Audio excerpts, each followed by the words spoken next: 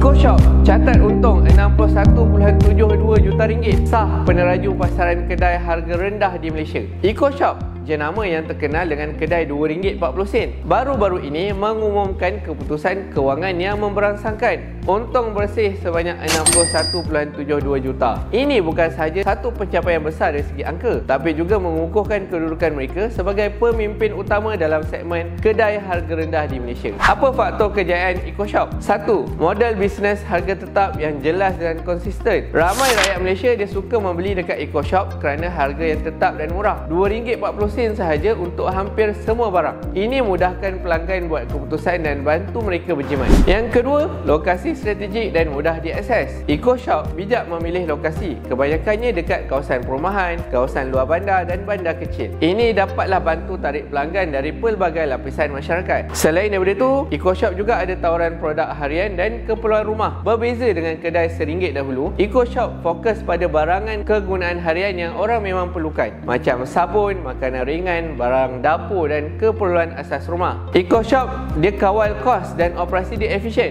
Dikatakan juga sangat teliti dalam kawalan kos, logistik dan pembelian pukal yang membolehkan mereka kekalkan harga murah tetapi masih untung besar. Apakah makna keuntungan RM61 juta lebih ni? Ia menunjukkan permintaan yang kukuh terhadap model kedai harga rendah, terutamanya ketika ramai rakyat terkesan dengan kos sara hidup yang tinggi. Yang kedua, dia beri keyakinan kepada pelabur meskipun sambutan IPO mereka baru-baru ni agak perlahan. Yang ketiga, menunjukkan bahawa strategi mereka dalam mengutamakan volume jualan bukan margin tinggi membuahkan hasil. Adakah EcoShop akan terus dominan? Buat masa ni tiada pesaing besar yang benar-benar dapat tandingi skala operasi EcoShop dengan keuntungan bersih yang besar dan jenama yang semakin kukuh. Jadi kesimpulannya, dalam suasana ekonomi mencabar, kejayaan EcoShop menunjukkan bahawa bisnes yang bantu rakyat jimat sambil urus operasi secara bijak tetap boleh berjaya besar. Dengan keuntungan RM61.72 juta, mereka bukan sahaja kukuhkan kedudukan, malah terus cipta gelombang baru dalam dunia runcit harga rendah Malaysia.